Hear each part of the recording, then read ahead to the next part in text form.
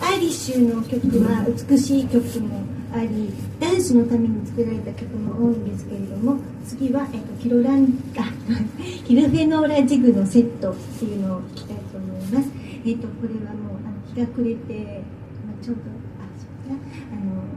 夜が始まって、なんかこうワクワクなんか始まるんだなっていうような気分に私はなります。聴いてください。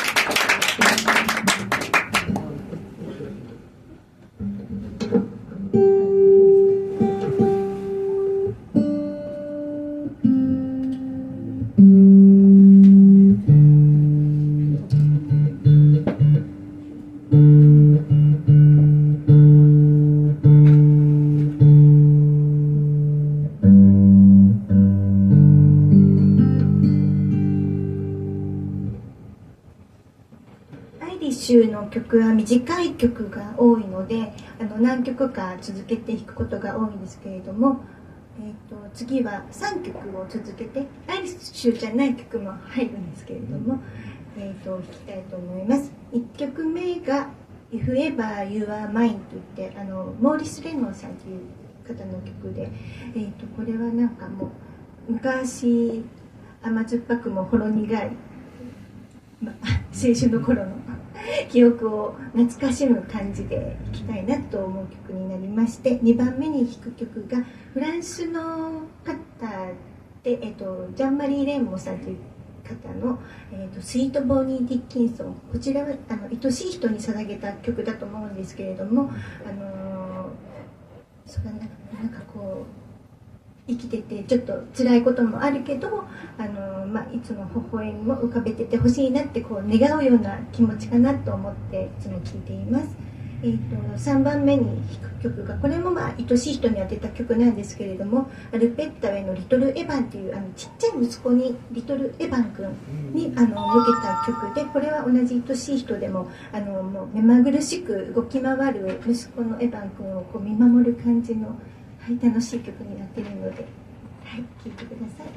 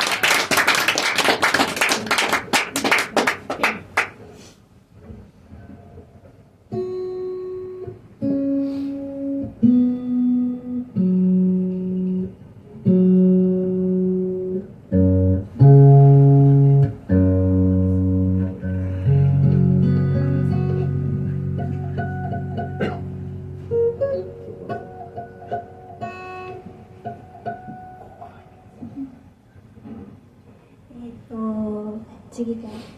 今ビール飲んでる方いいなと思って見てますけれども、次はフラットウォーターフランといってフィル・カニンガムさんという方の曲で、この曲はなんか今日も一日頑張ったな、自分を疲れって思うようなそんな気分になる曲になってるので。フ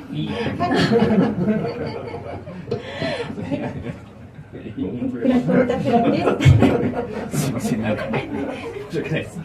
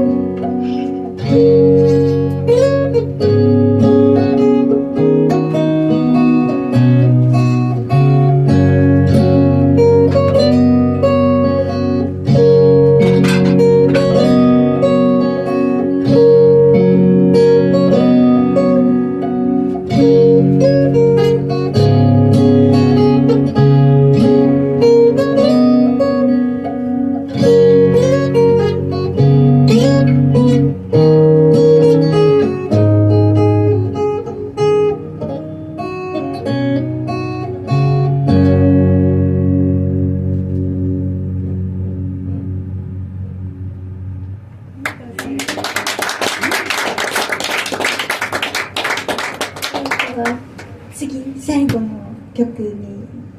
なります。ありがとうございます。お決まりですが、次がちょっと勇ましい感じの曲が最近弾きたいなと思って、さっきもアルペッタエさんの曲をやったんですけれども、スライゴクリークっていう、また、アイルランドのスライゴ州にある、湖の曲なんですけれども、自然の力を感じるような勇ましい生命力に満ち溢れた曲に弾きたいなと思ってます。聴いてください。